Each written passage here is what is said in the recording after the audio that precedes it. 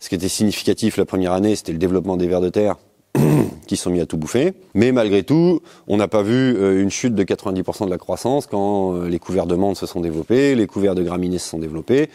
Donc j'ai validé vite fait mes hypothèses qui disaient que s'il y avait assez à manger pour tout le monde dessous, des vers de terre pour tout le monde, toutes les plantes allaient pousser au-dessus. Et donc partout où on met beaucoup de matière organique morte, on voit qu'on minéralise plus que le couvert et que la plante peut manger. Donc on commence à avoir de l'accumulation de nitrates. Donc là on est un peu en surnutrition, surfertilité. Et ce qu'on voit, c'est qu'il n'y a pas de problème sanitaire particulier dans les modalités où il y a des taux de nitrates énormes en plus de l'azote organique. Donc ici nous sommes dans la serre 1 du site 1 des serres de Marcel. Et donc quand on s'est installé il y a 3 ans, il y avait ici des tables chauffantes oscillante, c'est-à-dire qu'elle pouvait rouler sur des rails comme ça. Et entre chaque table, il y avait une jolie petite allée bétonnée qui permettait de circuler avec les chariots pour récupérer tous les plants qui étaient produits et cultivés sur les tables chauffantes. Et donc, quand on a récupéré le site, on s'est un petit peu demandé au début ce qu'on allait faire de cette serre, puisque les dalles de béton, c'est pas très sol vivant. Mais la serre, elle est plutôt performante thermiquement à la base. Et puis, on s'est dit que quand même, ces dalles de béton pouvaient être pas mal pour une serre froide, puisque ça pouvait peut-être stocker de la chaleur et nous faire une serre particulièrement performante thermiquement, et c'est le cas dans la pratique, c'est une des serres qui garde les meilleures températures. Et en plus, au final, les dalles de béton, c'est pas si désagréable que ça pour tailler de la tomate, puisque c'est une des serres les plus hautes qu'on ait, et donc on peut venir avec des petits chariots, des escabeaux, rouler sur nos dalles de béton. Ça a remplacé les chariots de chauffage qu'on trouve, les rails de chauffage qu'on trouve habituellement dans les serres industrielles, qui permettent de faire circuler tous les chariots et les nacelles ciseaux pour aller entretenir les tomates.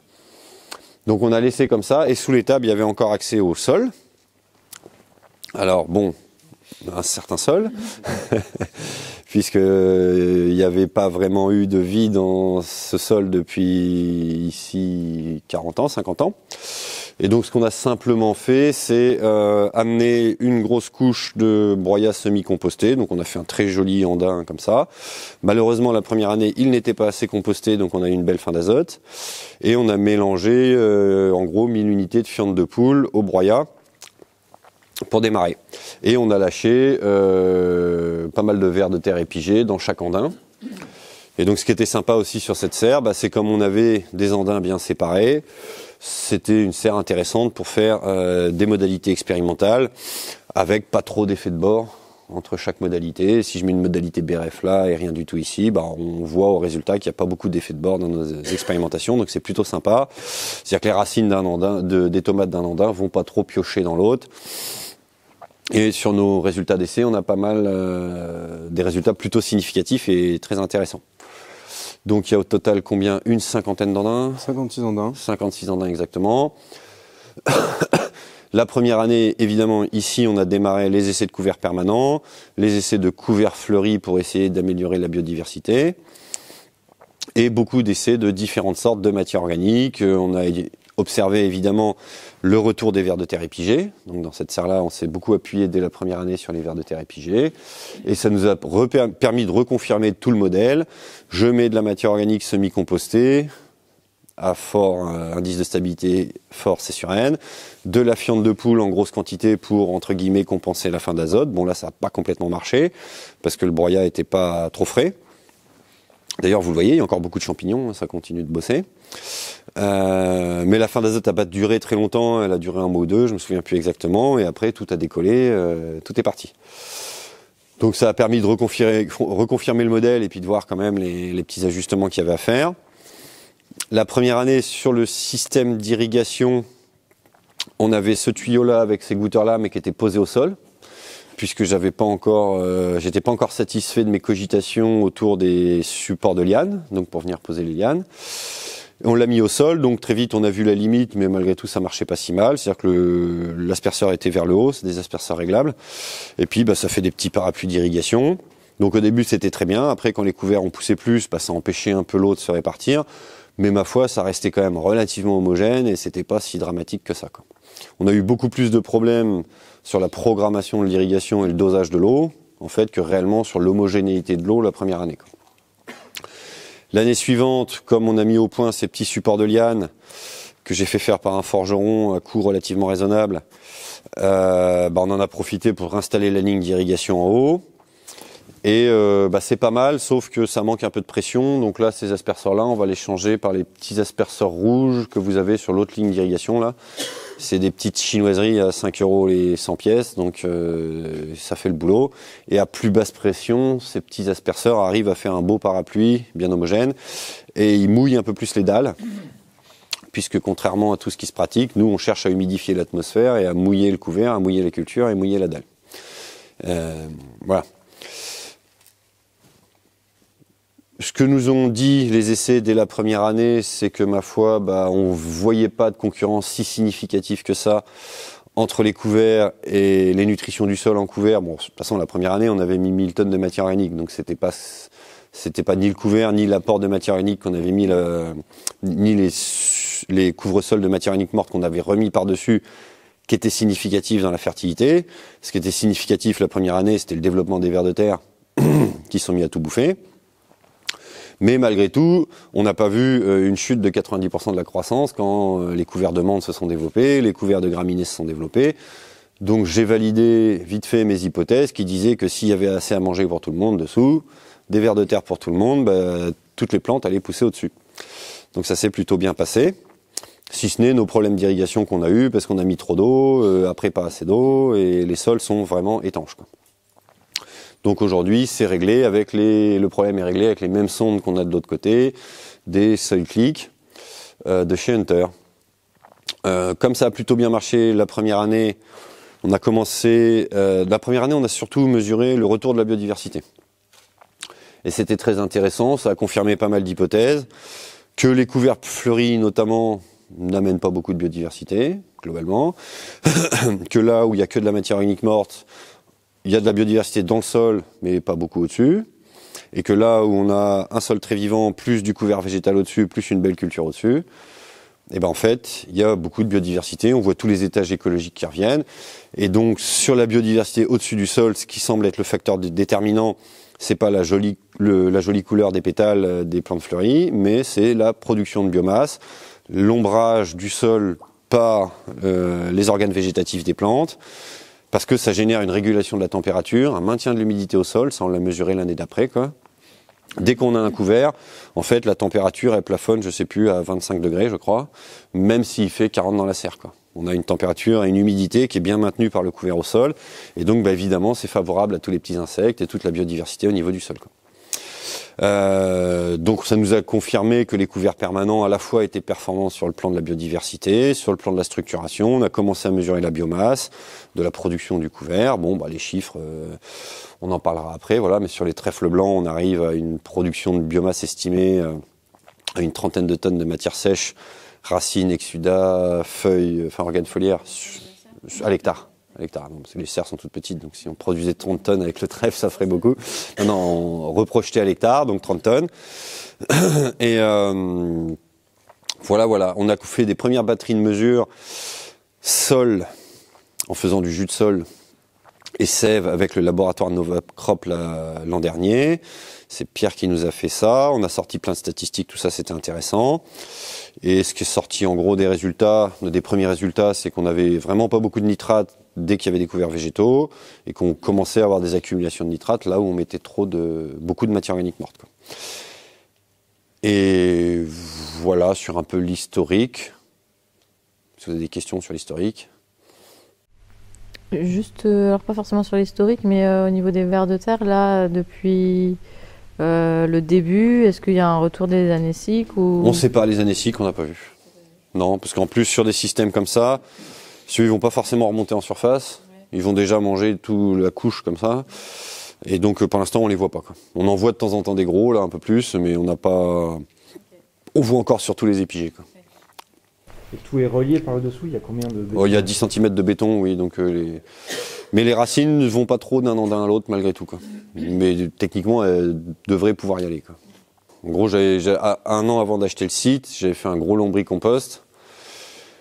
Et un gros tas, plusieurs mètres cubes, un an avant. Et ce que j'ai fait à la fin, c'est que j'ai mis une couche de gazon sur le dessus, du tas, j'ai bien mouillé, donc tous les vers de terre sont remontés en surface. Et à la fin, avec des caisses noires plastiques, là, j'ai pelleté tout, on a tout pelleté dans les caisses noires. Et on est venu poser les caisses au bout des andins, quoi. Les caisses, elles ont séché, donc les vers de terre, ils sont descendus dans les andins. Et puis après, on a ramassé nos caisses, on les a rebénées là, et puis ça s'est réglé comme ça, quoi. Et en 6 mois, ils ont tout colonisé, quoi. Alors, il y a un bon stock. Maintenant, le sujet, c'est comment ça dérive dans le temps, suivant les modalités, quoi. Donc, on a encore des modalités témoins, mais Thomas va nous expliquer toutes les modalités. Ouais, donc cette année, on a continué toutes les modalités expérimentales. On pourrait globalement séparer bloc par bloc.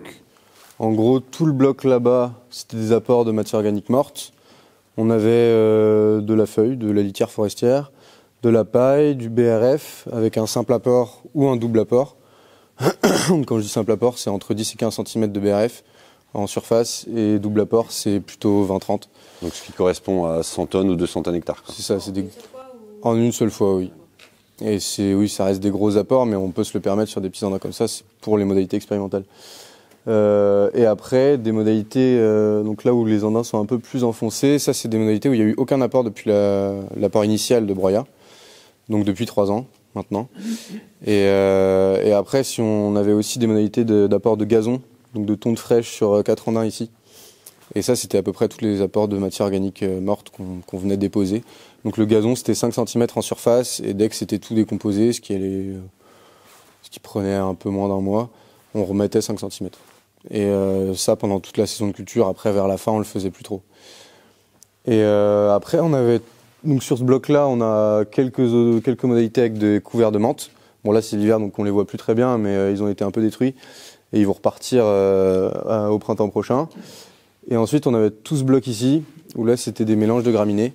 Donc des mélanges pour gazon, hein, qu'on a semés en semi-direct sur les andins. Donc dès qui ont été semés cette année, et dès qui ont été semés déjà depuis l'année dernière, avec de la fétuque, plus des mélanges de gazon qui ont été amenés en sursemis, on va dire, sur à peu près tous les andins qui sont là. Derrière vous, là-bas, vous avez des andins qui étaient... Juste là, c'est mono, à chaque fois tu mettais, quand tu parles de fétuque, tu mettais une graminée ou c'était un mélange de des mélanges. Que des mélanges, ouais. Okay. C'est plein de mélanges. La première année, on a semé que de la fétuque, et après, on a été au magasin voir le pot où il y avait le plus de graminées différentes. Parce qu'ici, la première année, on avait fait les couverts fleuris. Et comme en fait ça m'intéressait pas, on a tout passé en graminées. Et comme les essais de menthe étaient assez intéressants, on a aussi généralisé la menthe sur d'autres blocs là-bas. Là-bas, ouais, plutôt la moitié du fond où ça va rester de la menthe, et la moitié de devant où on n'a pas encore repiqué quoi que ce soit, et où il y a un andin d'ortie, et sinon c'est des andins sans rien. Oui, on a 2 modalités ortie quand même. Ouais, et une autre modalité ortie ici. Avec donc le dernier bloc qui est juste là c'était un peu plus tout mélangé. Donc on a un mélange de graminées aussi. Ça c'est de la prairie qui avait été découpée et apportée directement sur l'andin.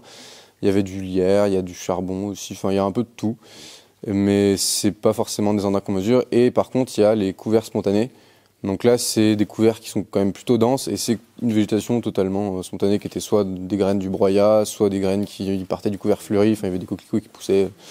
On ne sait pas exactement d'où viennent toutes ces graines, mais ça restait intéressant parce que ça revient à peu près au même de faucher un couvert spontané ici ou une menthe à côté. Et donc en termes de gestion du couvert, c'est des modalités qui apportent pas de complications. Mais par contre, en termes de résultats, ça peut être intéressant de savoir si on fait rien, si on laisse une flore spontanée se développer, est-ce que ça pénalise vraiment la culture ou pas, ou est-ce que c'est plus efficace pour produire de la biomasse. On a voulu tester ça aussi. Et le truc, c'est qu'il n'y a plus de couverts de trèfle ici. Parce qu'en fait, la première année, on en avait implanté beaucoup. C'était pas mal. Mais en fait, comme on les fauchait pas assez souvent, en fait, ils dégénéraient et ils mouraient. Et on se rend compte que pour avoir des beaux couverts de trèfle, ça, c'est vraiment une des règles, c'est de les faucher quand même relativement souvent pour qu'ils se régénèrent. Et sinon, en fait, en fin de saison, les cloportes les bouffent et ils disparaissent complètement, quoi. Donc il y a une règle sur les couverts de trèfle qui sont très intéressants, mais c'est quand même de les faucher un coup de temps en temps, quoi. Si on les laisse 1 an comme ça se développer dans un sol, je dirais un peu trop fertile, je sais pas ce qui se passe, mais ils disparaissent, quoi. C'est pas une saison poussante, c'est toutes les 3 semaines. Alors, tu peux aller les faucher jusque toutes les 3 semaines, mais c'est pas nécessaire. Mais on en reparlera, Flavien a fait des travaux là-dessus.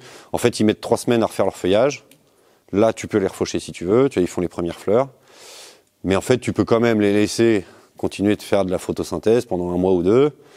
Mais il y a un moment, on sent que là, le feuillage, il commence à fatiguer. Tu sais, t'as les acariens qui commencent à faire des trous dans les feuilles et tout. Là, c'est le moment de leur remettre un coup. Et ils se régénèrent.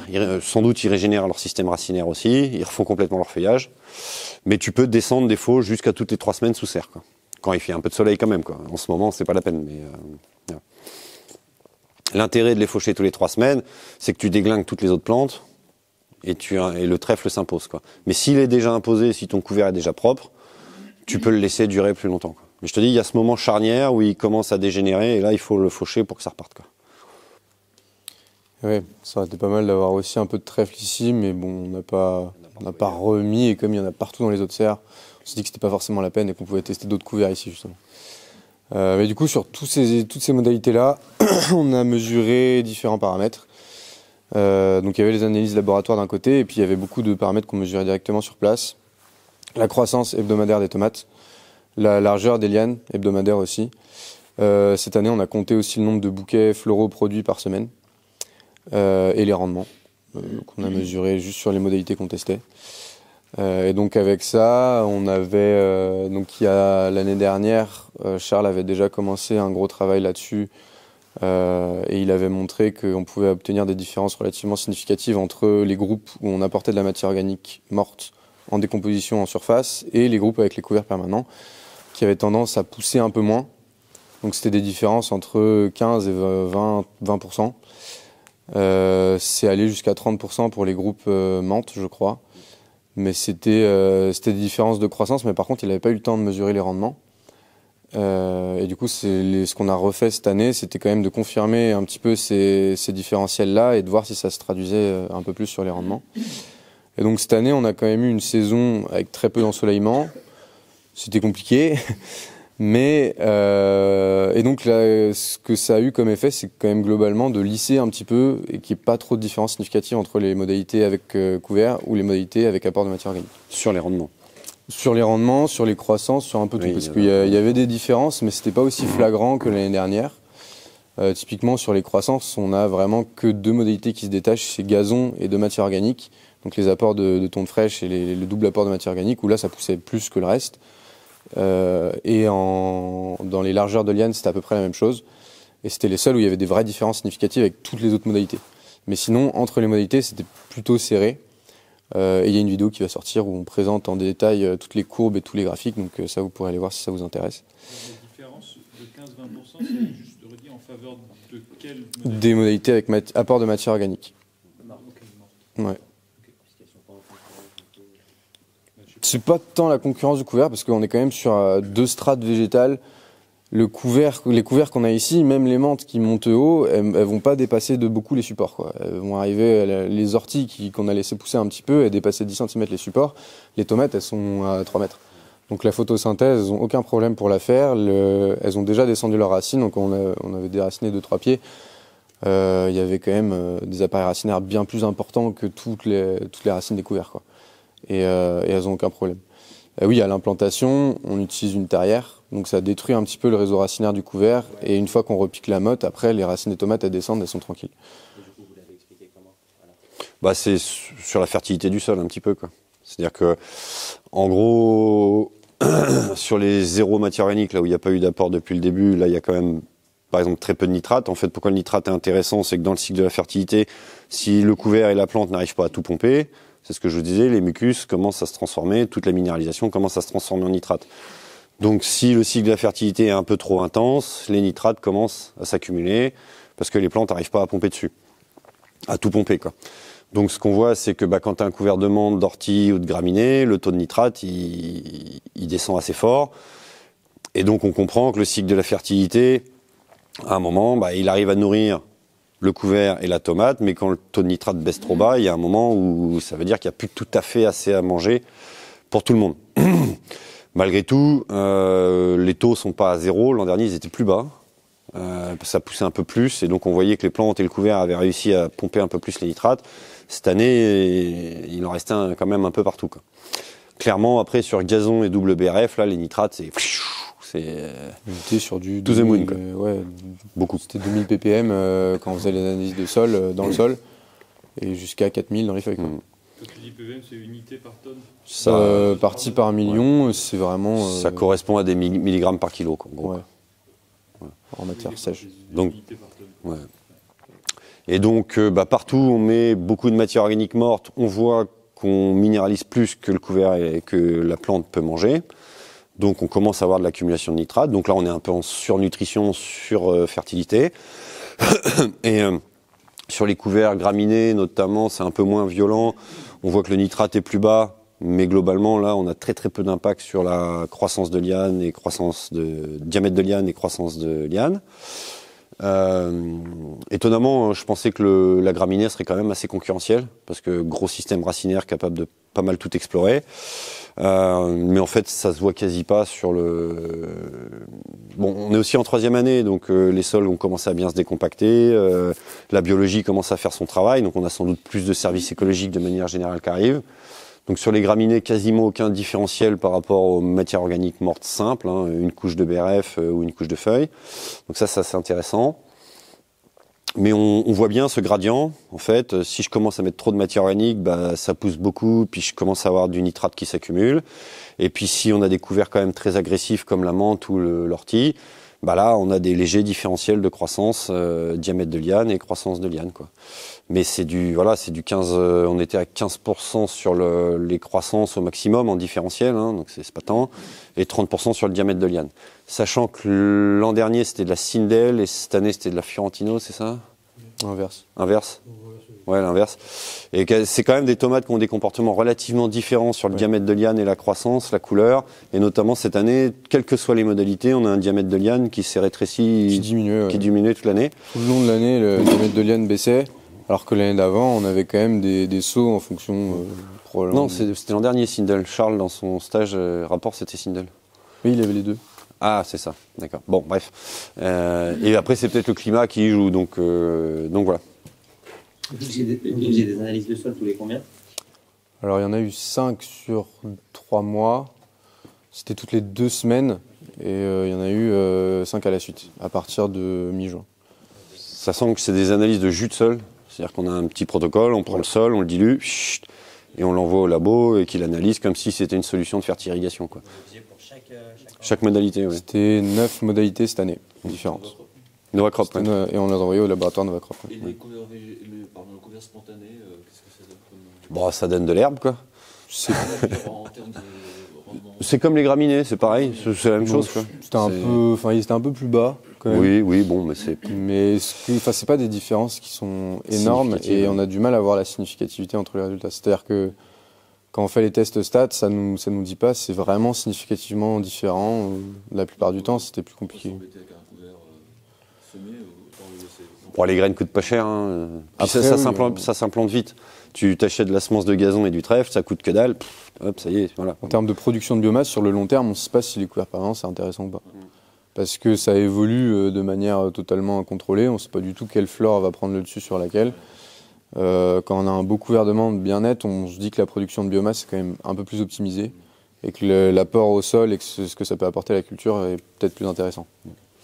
Et tu vois, par exemple, en Martinique, quand on avait fait des essais, on avait acheté plein de semences en France qu'on avait envoyées là-bas pour voir ce que ça donnait, des semences de couverts diverses, hein. Bon, tout s'est fait défoncer par les bestioles locales, sauf la menthe. La menthe restait une plante très très concurrentielle en serre, en climat tropical en Martinique, quoi. Et au niveau production de biomasse, quelle est la... On aimerait bien le calculer. Non, sur les Andins, c'est compliqué à calculer. On l'a calculé que sur le trèfle dans les autres serres, quoi. On n'a pas eu le temps de tout calculer encore, mais ouais, c'est clairement des choses qu'on aimerait bien faire.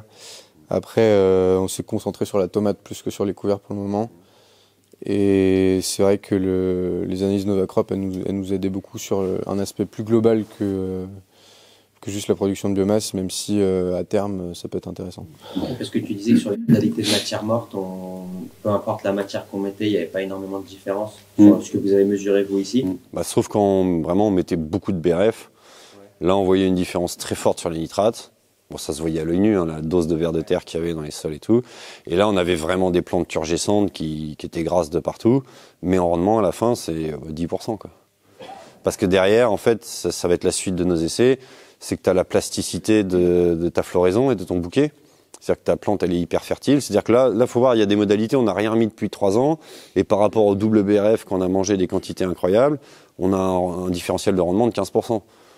Donc entre rien pendant 3 ans et quadruple dose de BRF, on a un différentiel de 15%.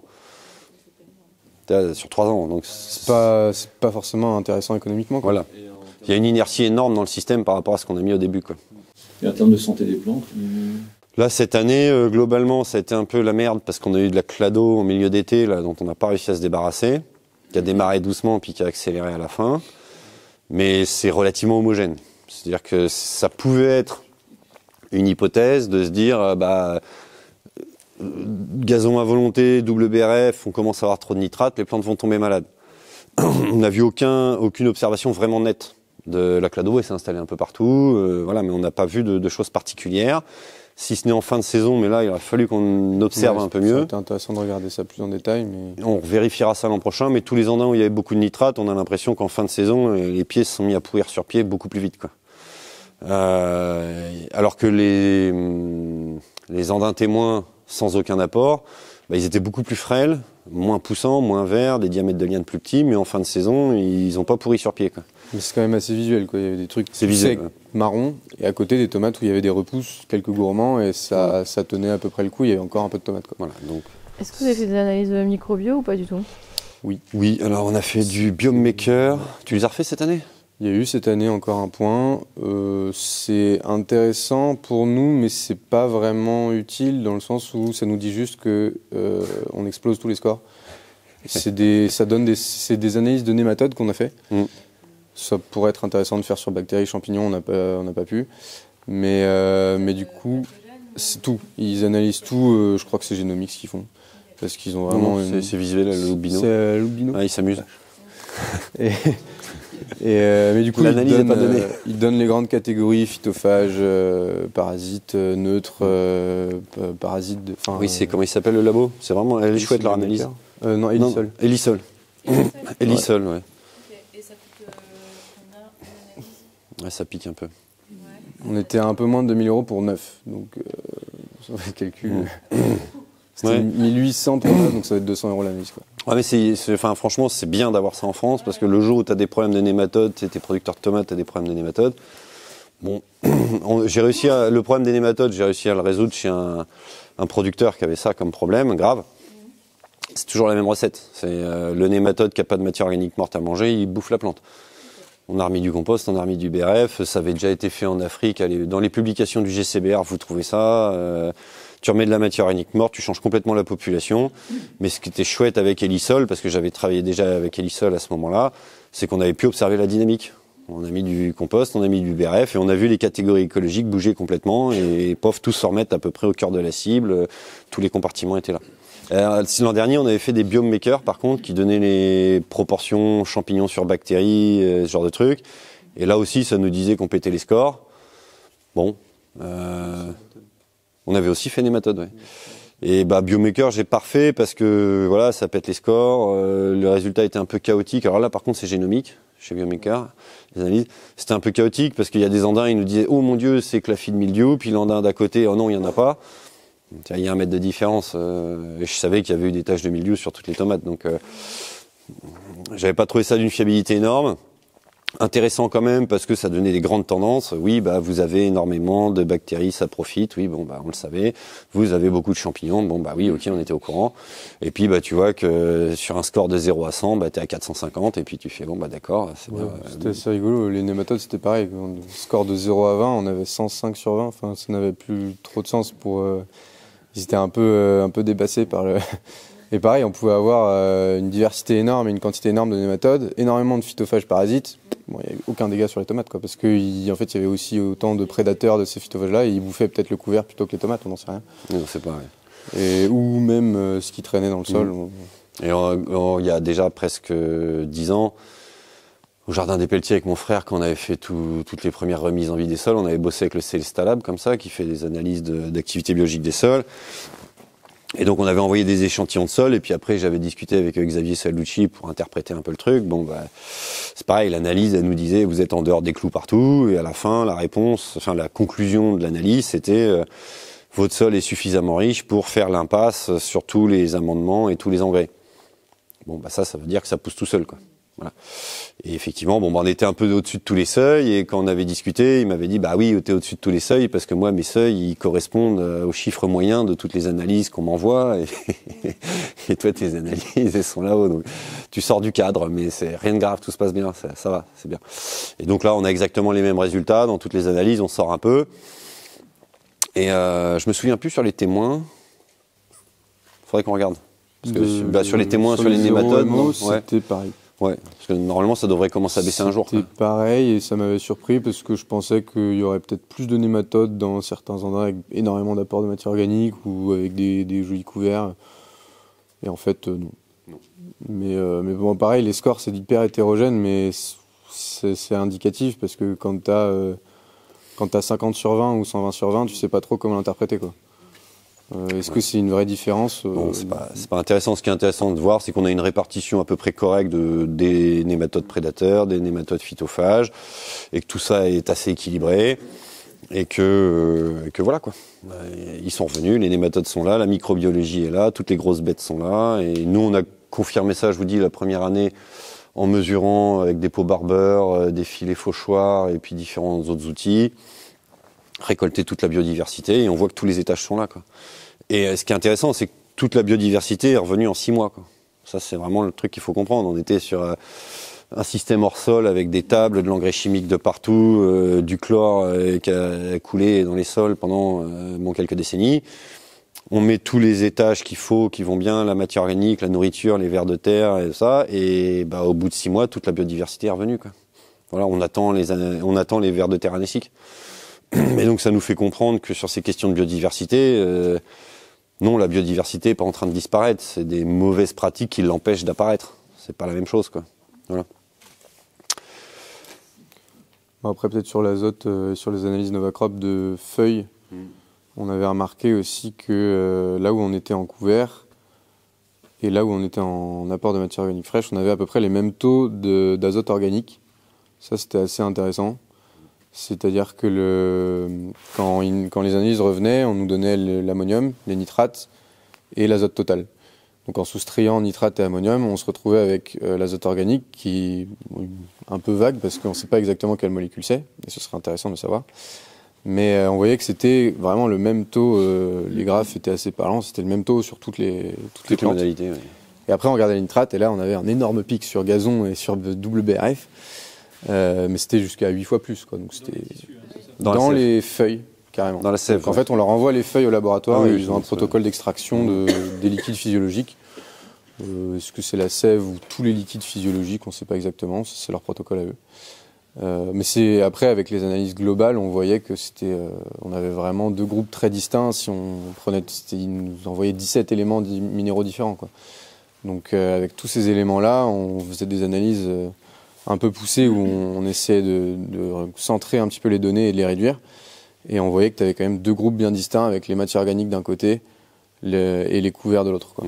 Et la distinction, c'était le taux de nitrate, en fait. C'est-à-dire que c'est ce qui jouait le plus. C'est ce qui jouait le plus. Toutes les plantes avaient des taux d'azote organique, mais vraiment, les courbes, elle est droite, hein, quelles que soient les modalités, c'est assez impressionnant. Et pour moi j'interprète ça comme ça, c'est encore hypothétique, mais j'interprète ça dans le sens suivant, c'est que dans nos modalités, et on le voit sur les croissances, on n'a pas des grosses variations non plus, c'est qu'en fait toutes nos plantes sont relativement bien nourries, et donc elles ont des taux d'azote organique qui sont les formes d'azote les plus importantes pour la plante. Ces taux d'azote organique qui sont bons, mais au bout d'un moment, la plante elle peut pas en avoir plus de taux d'azote organique, elle peut pas avoir une sève plus épaisse, plus riche, c'est plus possible, quoi. C'est variétal. Hein? Oui, c'est lié à la physiologie de la plante, voilà. Mais on voit que donc le taux d'azote organique il est saturé partout, c'est bon, la plante elle est en bonne santé. Par contre, si on a un excès de fertilité dans le sol, bah là la plante elle est un peu obligée d'absorber les nitrates et ça vient s'ajouter à l'azote organique, quoi. Et ce qu'on voit, c'est qu'il n'y a pas de problème sanitaire particulier. dans les modalités où il y a des taux de nitrate énormes en plus de l'azote organique. Donc moi, mon interprétation, c'est que si la plante elle a beaucoup d'azote organique, globalement elle est en bonne santé. Et si après elle est un peu remplie de nitrate parce qu'il y en a trop dans le sol, ça génère pas aussitôt des pathologies fortes. Par contre, dans un système, peut-être avec un sol très pauvre, où les tomates n'auraient pas le taux d'azote organique correct, peut-être que là, dès que tu mets trop de nitrate, ça la rend beaucoup plus malade. Voilà. Donc on est en train de réfléchir un peu à tout ça. Mais globalement, ça se passe bien. Il y a peut-être un facteur temps aussi, c'est quand même des légumes, tu vois, c'est pas des arbres. Donc finalement, on va les enlever, enfin, surtout les tomates, tu les arraches, tu finis par les arracher assez rapidement finalement. Oui, peut-être qu'elle tomberait malade plus tard, mais pour l'instant, sur l'ensemble de la saison, voilà, sur le plan des maladies fongiques, on n'a pas vu de nuances très fortes. C'était très homogène quoi, sur toute la serre. Et un clado, tu l'attribueras à quoi? Alors ici, plein de choses. Un printemps pourri, un atmosphère très séchant dans cette serre, parce qu'en fait, c'était peut-être une erreur d'avoir mis l'aspersion que sur les andins. On a quand même, parce que du fait qu'il y ait les dalles de béton, il n'y a pas trop d'évaporation. Ça reste chaud la nuit, donc on a toujours une atmosphère très sèche par rapport aux autres serres. Je l'attribue principalement à ça. Mais je ne sais pas quoi dire, parce que dans toutes les serres qu'on a menées en serre tropicale, on n'a pas eu de clado. Donc là, l'idée ici, dans cette serre l'an prochain, donc, c'est de changer les asperceurs pour mouiller plus les dalles. Toutes les allées, on a remis des rampes d'aspersion là, avec les tuyaux rouges. Et donc là, on va remouiller les dalles. On a un problème parce que la sonde, elle nous donne des données aberrantes. Et donc les automatismes de toiture ne respectent pas des consignes correctes. Donc ça fait un peu n'importe quoi. Donc il faut qu'on répare ça. Et là, l'idée, c'est de la mener en climat tropical, 35-40 degrés, 70-80% d'humidité l'an prochain. Pas dans cette serre. Pas dans cette serre. Je voulais pas la monter en température, cette serre, parce qu'elle était déjà trop séchante. Et cet été, on l'a quand même fait. Enfin, elle est quand même montée assez haut en température, assez souvent autour de 35, et c'est vrai que c'était hyper séchant, quoi. Donc on a l'impression que la clado, elle est arrivée en début de saison, et que le fait d'avoir une atmosphère très séchante, ça n'a pas aidé, quoi. Mais c'est bon, là je suis pas du tout affirmatif là-dessus. Ce que je vois, c'est que dans les serres, on a fait du climat tropical, on a eu pour d'autres raisons des fois d'autres soucis, mais pas de cladosporiose. Enfin si, dans la serre d'à côté, on en a eu aussi. On a eu de la clado en fin de saison aussi. Mais là aussi, on n'a pas réussi à la mener en climat tropical correctement, quoi. Parce que les ouvrants ont cassé pendant l'année, il manque des vitres, on a mis trop d'eau, blablabla. Bon, bref, d'autres histoires. Mais en fait, c'est quand même un site assez ancien avec des automatismes qui des fois ont des soucis, et ça fait beaucoup de trucs à gérer, quoi. Et l'irrigation de l'Andin en lui-même n'est pas tout à fait homogène non plus. Ce qu'on a remarqué cette année avec les asperceurs, c'est qu'ils n'allaient pas jusqu'au bord de l'Andin. Et ça a pu jouer aussi sur une mauvaise répartition de l'eau et une mauvaise irrigation en profondeur de toutes les racines, quoi. Le souci qu'on a eu, c'est que la sonde, elles sont là-bas, tes sondes. Les sondes Interclick, on les a installées en début d'année, au mois de mars, je crois. Et j'avais pas compris un truc, c'est que quand on fait le trou, parce que le principe de la sonde, c'est qu'on la met dans le sol, et quand on met de l'eau, par capillarité, l'eau, elle va dans la sonde elle dit qu'il y a de l'eau, et après la plante, elle pompe, et quand elle a retiré l'eau du sol, et la sonde, elle dit, il n'y a plus d'eau dans le sol. Sauf que quand vous faites un trou pour mettre la sonde, qu'est-ce que vous faites? Vous pétez tout le système racinaire. Donc, vous mettez votre sonde, vous cassez tout le système racinaire, vous remettez la terre, il n'y a plus les racines autour de la sonde. Donc la sonde, elle assèche le sol tout autour, mais elle assèche pas la sonde. Enfin, les racines, elles assèchent le sol, mais elles assèchent pas la sonde. Et donc, nous, on avait mis la sonde, et puis on attendait que la sonde nous dise, il n'y a plus d'eau, il faut en remettre. Sauf que tout le sol était desséché, mais la sonde, elle nous disait, non, c'est bon, il y a de l'eau. Et en fait, quand on met, et on est un peu con, parce qu'il fallait lire le manuel de la sonde, c'était écrit. Il disait, faut mettre la sonde, faut bien remettre de la terre humide avec de la boue tout autour, et puis il faut attendre un peu. Attendre un peu, par contre, c'était pas écrit clairement quoi. En fait, il faut attendre que le système racinaire recolonise la sonde avant de faire confiance à la sonde. Voilà, parce qu'il faut que les systèmes racinaires pompent l'eau de manière homogène dans tout le sol et même autour de la sonde. Et donc, ce qui s'est passé, c'est qu'on a laissé dessécher les sols, et ça a fait un peu mal, quoi. Et ça, mélangé avec le temps pourri, et voilà, à un moment, on a une chute de croissance des tomates durant l'année, là, qui est assez violente.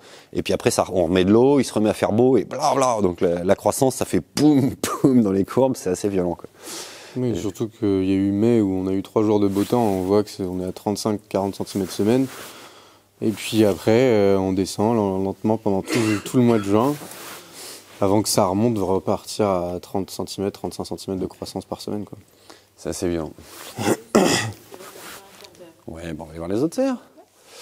Non, ici, qu'est-ce qu'on peut dire d'autre? Si, l'an prochain, on va continuer nos essais et partir sur des essais variétaux.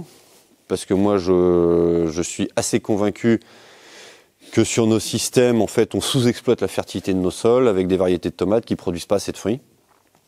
Et il faudrait qu'on ait plus de fruits par bouquet, parce que je pense que les plantes sont capables de les nourrir. Du coup, tu vas faire des tests de différentes variétés avec le même... C'est ça. Et du coup, vous avez Même modalité de couvert. Modalité. Couvert, on a les menthes, les graminées. Les matières organiques, on ne sait pas encore, mais ce sera probablement un apport de On va BRF, faire gazon. des deux groupes un peu extrêmes, quoi. Oui, c'est ça. Voilà. Et après, pourquoi pas les couverts spontanés, on ne sait pas encore. Pourquoi Et pas sur, les orties. sur la tomate, on va prendre là toutes les variétés de balles rebondissantes rouges là, et on va les mettre côte à côte et on va regarder lesquelles rebondissent les mieux, quoi. Et puis... Et là, c'est des plans francs menés sur une tête? Ouais, c'est nous qui faisons les deux têtes. Ouais, c'est nous qui faisons les plans. Peut-être on va les faire en gros pots pour leur faire gagner un peu d'avance, on va voir. Et là, le rang qu'on a là, on va essayer de le faire survivre tout l'hiver. On va regarder chaque pied, s'ils refont des petits gourmands, on va leur remettre un ou deux P17, on va essayer de voir ce qu'on peut faire pour les faire survivre. Et si on a le temps de s'en occuper aussi. L'objectif de les faire survivre, c'est juste parce que c'est une plante normalement vivace. Ouais, c'est comme c'est une plante vivace, on va essayer de fixer notre serre qui est la plus thermiquement intéressante. Si ça se trouve, même quand il gèle dehors, ici, ça tient pour les tomates, quoi. Ouais. Parce que là, on n'a rien fait et il y a quand Oui, même il faut pas qu'on mal de répare les repousses. vitres. Mais si un- tu t'ennuies et que tu veux grimper là-haut, c'est un peu casse-gueule. Et donc oui, tomate vivace, ça me branche bien. Il y a quelques petits sujets que j'ai envie d'explorer. Tiens, je fais un peu de teasing, mais par exemple, il existe des variétés de poivrons décoratifs qui tiennent à moins 5 degrés. Une petite hybridation avec des poivrons commerciaux, ça pourrait être intéressant. Et que tu mènes tes poivrons en vivace et arrêter de les replanter tous les ans. Parce que tu imagines qu'au printemps, là, la tomate, elle a encore tout son système racinaire. D'ailleurs, tu vas pas t'emmerder avec ta pépinière, ton machin, ton truc. Et puis ça va démarrer un peu plus vite, quoi. Voilà. Donc ce serait une autre logique. Là, ici, on n'a pas de primeur. Donc on n'a pas de culture d'hiver. Donc on est plutôt sur une approche monoculture, quoi. Sachant que voilà, il y a plein d'endroits dans le monde où les tomates, elles sont cultivées en vivace. Hein. Il n'y a que chez nous, c'est pas trop possible, quoi. Allez, on va aller dans l'autre serre. Itinéraire technique, outils de planification, gestion de la fertilité ou encore atelier volaille, tous nos experts vous livrent leur savoir-faire dans des formations 100% finançables Vivea. Vous trouverez toutes les informations en commentaire de cette vidéo. Ici, dans cette serre, on avait des concombres ici, on avait des courgettes ici. Ça a été assez rock'n'roll cette année, encore. Donc les courgettes, elles ont commencé à prendre cher avec du puceron. Alors, non, oïdium au début. Oïdium avec le temps pourri, et ensuite puceron avec le temps pourri. Les concombres en face, ils ont super bien démarré en couvert, c'était chouette. Et puis, attaque de puceron virulente, on a commencé à perdre toutes les feuilles. Donc là, j'ai dit, hop, je passe la serre en climat tropical pour essayer de dézinguer tout ça. Ici, ça a été un peu plus compliqué parce que il y a quelques vitres cassées. Et en fait, on a du mal à faire monter l'humidité dans la serre. Et donc, pour tuer les pucerons, c'est 35 degrés, 40 degrés, mais à vraiment un taux d'humidité très élevé, quoi. Et donc, malgré tout, un jour, il y a eu du soleil, mais pas trop, un peu de nuages, on a mis de l'eau et on a réussi à faire monter l'humidité et la température assez haute pour finir par flinguer les pucerons. Et aussitôt, qu'est-ce qu'on a vu? On a vu les courgettes se remettre, celles qui avaient survécu, à pousser comme des folles, et les concombres se remettre à pousser comme des dingues. Donc c'était assez intéressant. Et après cette serre-là, donc je l'ai menée toute l'année. J'ai fait pas mal d'ajustements et tout ça. Je vous passe les détails. D'ailleurs, je m'en souviens même plus. On a fait pas mal de réglages. Mais à la fin, ce qui avait l'air de bien fonctionner, c'était de mettre une consigne sur les aspersions d'humidification au-dessus de 75% d'humidité, enfin en dessous de 75% d'humidité et au-dessus de 35 degrés, on déclenchait les aspersions. Sachant que c'est des aspersions au sol. Bon, maintenant là on les a remis en hauteur, mais elles étaient au sol et donc ça ne mouillait que le couvert et le bas des cultures. Ce qui veut dire qu'en termes de surface d'évaporation, ça mouille moins toute la culture que quand on fait l'aspersion par le haut, quoi.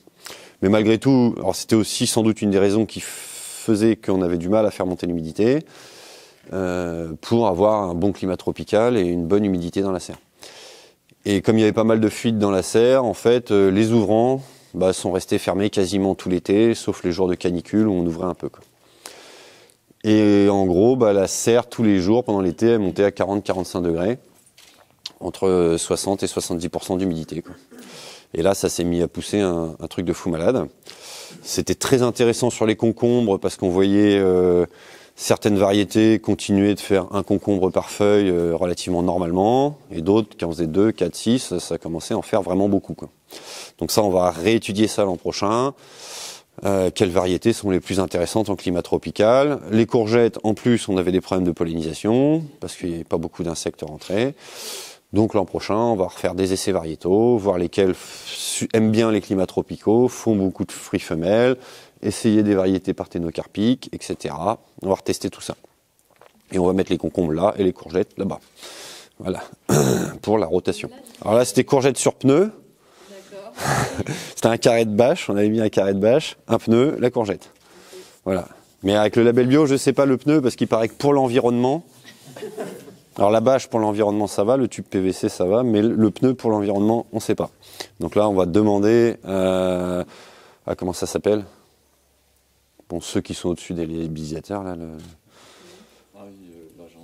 bon, ceux qui sont au-dessus, on va leur demander si pour l'environnement les pneus c'est bien. Voilà. Et auquel cas, on pourra réutiliser notre stock de pneus gracieusement prêté par le casseur automobile du coin. Soit on devra lui rendre ses pneus. Voilà, s'il les veut bien les reprendre. Ouais, à mon avis, ça. Alors le pneu, c'est super pratique. Bon, en fait, le vrai intérêt, c'est quand même de faire vraiment un super microclimat. Donc pneu, courgette, P17, tu gagnes quand même 2 mois facile, quoi. Là, cette année, faut qu'on essaye, mais je suis sûr qu'on peut planter les courgettes au mois de février sous serre, même chez nous, sans les perdre, quoi. C'est redoutable. On avait semé du trèfle, et en fait, le problème... Alors, on avait aussi fait des petits essais de motoculteur, enfin 2-3 trucs. Bon, ça a été un peu le fouillous. Le problème, c'est que quand tu mets ta bâche et ton pneu, le couvert, ça se passe pas bien. La courgette, son défaut sur les couverts, c'est d'avoir des très grandes feuilles qui viennent occulter ton petit couvert, et ça le tue, quoi. Ce qui fait qu'avec une courgette qui, en fin de saison, a quand même beaucoup poussé et commencé à avoir des feuillages absolument abominables, et le couvert, il a pris cher quand même, quoi. Voilà. Et donc, c'est là que tu vois, là, il y a plein d'annuels qui repoussent, des graminées. Le trèfle, on l'a ressemé, mais ça n'a pas donné grand-chose. Bon, mais au final, ça me va, on tombe, et puis tu vois, ça va bien, quoi. Au niveau propreté des fruits, la courgette, quand c'est sur un couvert, comme ça, c'est... Ça va, non, les fruits sont propres, c'est bon. C'est bon. Par rapport, oui, à du compost ou quelque chose comme ça, ou de la terre nue même. Non, globalement, les fruits sont relativement propres. Je te dis pas que s'il n'y a pas une courgette qui touche le sol, elle est pas un peu sale. Voilà. Mais en plus, comme toutes les premières courgettes étaient posées sur les pneus, c'était pas mal, quoi. Donc voilà, sur les choux, alors si l'irrigation, là, cette année, on la remonte pour la mettre en aspersion en dessous des bobines de fil, mais au-dessus des cultures, quoi. Voilà. Des deux côtés, donc courgettes, concombres, on va les mener comme ça. Comme ça, on va avoir une aspersion un peu plus homogène. Bon, c'est un peu du bricolage, c'est pas des aspersions qui sont censées être mises en hauteur, mais bon, ça va fonctionner, et puis voilà, quoi. Donc c'est des Netafim, je sais pas quoi, je sais plus comment ils s'appellent, là, bon, c'est un truc très classique. Et les choux, là on est en train d'expérimenter plein de gammes de choux pour voir ceux qui arrivent à se développer correctement l'hiver. Et donc on vous fera le rendu l'an prochain sur qu'est-ce qui a réussi à se développer, pas réussi à se développer, voilà. Mais le chou, voilà, on voit que c'est intéressant. Un peu de tondeuse. Là il y a eu un désherbage sur le rang. Des tout petits, ouais. Ouais. Un peu, ouais. Au démarrage, t'en as un ou deux, quoi. Voilà. Mais une fois que le chou a poussé, en fait, les annuels poussent pas suffisamment haut, et comme on est en hiver, il n'y a rien qui pousse trop haut pour vraiment concurrencer le chou en termes de photosynthèse, quoi. Et là, vous avez quoi comme outil pour couper autour du chou, là? On coupe pas autour du chou. Non, c'est avec la tondeuse, hop. C'est dans les et il y a eu, je te dis, un ou deux désherbages manuels, là où il y avait trop d'annuels qui qui risquait d'étouffer le chou.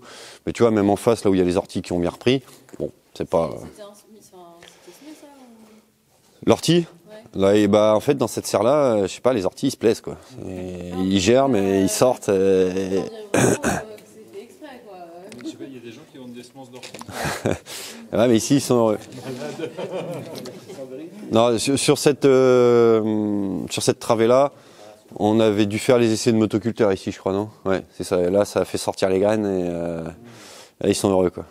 La première année qu'on a laissé, Ah, ils étaient beaux, ouais. Puis on a régénéré. pardon, il y avait des orties, Voilà. tout ça. On a régénéré notre stock de graines, comme ça on est tranquille pour quelques années. Et non mais voilà, ça nous fait plus peur parce qu'on sait que là, après le chou, quelques coups de tondeuse, le concombre il va démarrer là-dedans. C'est un peu chiant, ça picote quand même. C'est pas... Une fois que le concombre il est haut, il n'y a pas de sujet, quoi. Voilà. Le sujet là aujourd'hui, ça serait de se débrouiller pour qu'en fin de culture d'été, on ait un couvert un peu plus beau que ça, quoi. Voilà, ça sera un peu plus sympa, ça fera un peu plus de biomasse, mais en même temps, c'est pas en ce moment que le couvert il va nous cracher les tonnes de matière organique. Et donc là, l'automne, il patine un peu dans la semoule, alors que les graminées se redéveloppent un peu. Et puis dès que le printemps arrive, là, le trèfle, effectivement, tu le vois ressortir de partout. Après 2 coups de tondeuse, bam, c'est magnifique, quoi. Globalement, menthe et ortie, si tu veux, c'est un peu de l'exercice de style qui va pas être très utile, sauf pour des systèmes industriels où tu fais que de la grosse plante liane, quoi. Voilà. Dès que tu vas vouloir mettre des petites plantes l'hiver, il faut que tu repartes sur des plus petites plantes herbacées comme ça et te pose pas trop de questions sur la banque de graines. De toute façon, le seul outil que tu as pour travailler, c'est la tondeuse. Donc c'est avec lui que tu bosses. Et la tondeuse, la seule réelle nuance que tu peux amener dans ta méthode de tonte, c'est la fréquence et les dates de tonte. La hauteur, bon, tu peux la régler un peu, mais ça change rien, quoi. Et la règle, elle est simple. Plus tu tonds souvent, plus tu sélectionnes des petites plantes, et moins tu tonds souvent, plus tu as des grosses plantes. Voilà. Mais une culture du coup très couvrante comme la courgette va, tu le disais, favoriser ce qui monte ou ce qui a la possibilité de sortir à travers. Ouais, c'est ça. Mais ça, c'est pas forcément top non plus, quoi. Oui, mais là, regarde, il y a plein d'orties et les choux, ils sont pas crevés, quoi. Ouais. Donc en fait, il y a une tolérance quand même assez forte, quoi. Tu vois, c'est pas... Donc moi, aujourd'hui, je me stresse pas du tout. Je sais juste que là, après les choux, on va retourner une fois ou deux, on va planter et puis c'est fini, quoi. Voilà. Et puis après, pendant la saison, entre les concombres ou les courgettes, on va essayer de retondre quand même pour calmer justement tous les orties et favoriser plutôt les petites plantes, quoi. Voilà. Du coup, le temps de travail pour tondre juste cette serre, par exemple? Ça, faut qu'on le calcule. Après, on s'améliore un peu avec le temps. Tu vois, par exemple, l'irrigation, avant, elle était au sol. Donc ça rajoutait un obstacle un peu chiant. Maintenant, elle sera plus là, ça va être plus simple. Et par exemple, dans la serre d'à côté, on a fait 10 fauches, mais pareil, c'était un peu pour l'exercice de style. On s'était dit, tiens, à chaque fois que le trèfle, il est arrivé à son développement maximal, on va le tondre, gna gna gna. Bon, faut bien commencer par quelque chose pour avoir des résultats. Et puis là, on se rend compte que peut-être avec 4 fauches dans l'année, ça suffira, quoi. Et une 5e entre 2 cultures et une 6e au milieu des choux, quoi. On va essayer de diminuer ça. Mais c'est vrai qu'au début, tu vois tes choux un peu envahis par les orties, tu dis oh là là là là, je suis mal parti, quoi. Donc tu veux tondre, puis après tu te détends un peu, quoi. Tu vois, bon, ça va. Après tu te détends, quoi. Quand tu vois pas de différentiel de croissance majeur sur un rang où il y a un peu de grandes plantes et bon, tu te dis en fait c'est pas le facteur gênant, quoi. C'est pas le facteur gênant. Donc tout ça est un peu amélioré, tu vois, une plantation de choux, quand le chou il tombe sur le côté, c'est un peu gênant pour la tonte. Donc l'an prochain, on essaiera peut-être d'avoir des plants de choux un peu plus trapus, qui vont pousser plus droit. Voilà, il y a des petites choses à améliorer, quoi. Beaucoup d'essais ont été faits sur les légumes avant l'ère numérique. Et tout ça s'est perdu dans des fonds de grenier, dans des bibliothèques tu sais pas où, et juste j'ai pas le temps, quoi. Voilà. Donc heureusement, j'ai des étudiants vaillants et des alternants vaillants qui rattrapent le temps perdu et reconstituent la donnée. Mais voilà. Et puis les semenciers, ils te vendent des choux, mais entre le technico-commercial qui te dit ce qu'il a envie de dire, le catalogue qui te dit ce qu'il a envie de dire, et puis tout ce que l'obtenteur lui-même, qui est des fois un sous-traitant, a... Bon.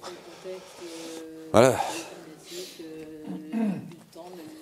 C'est ça, tu prends les semences de courge. Moi, j'avais discuté avec des semenciers, là, une réunion de l'ITAB là-dessus. Il y avait plein de semenciers autour de la table. On discute. Je leur dis, les semences de cucurbitacées, c'est fabriqué où? Dans le sud.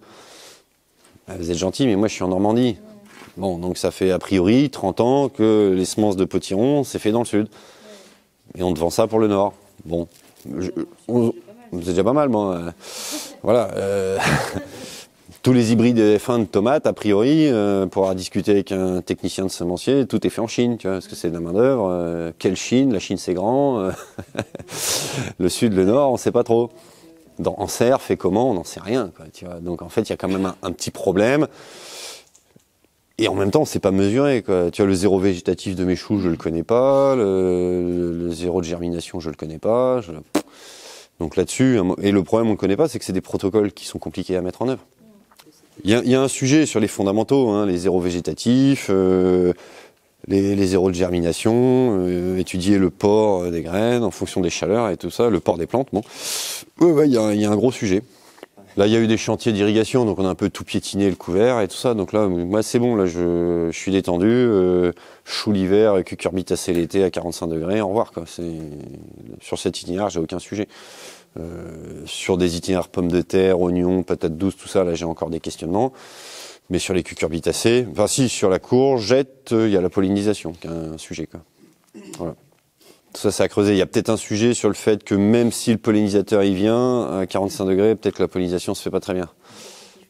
Voilà. En croissance végétative, la plante adore, mais peut-être pas sur la pollinisation. Le concombre, lui, ça se passe archi bien, quoi. Voilà. Allez, on va se remettre au chaud.